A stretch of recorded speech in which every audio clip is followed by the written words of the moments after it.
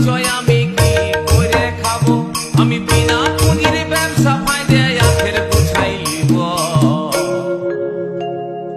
এবার আমি সাধু বাবা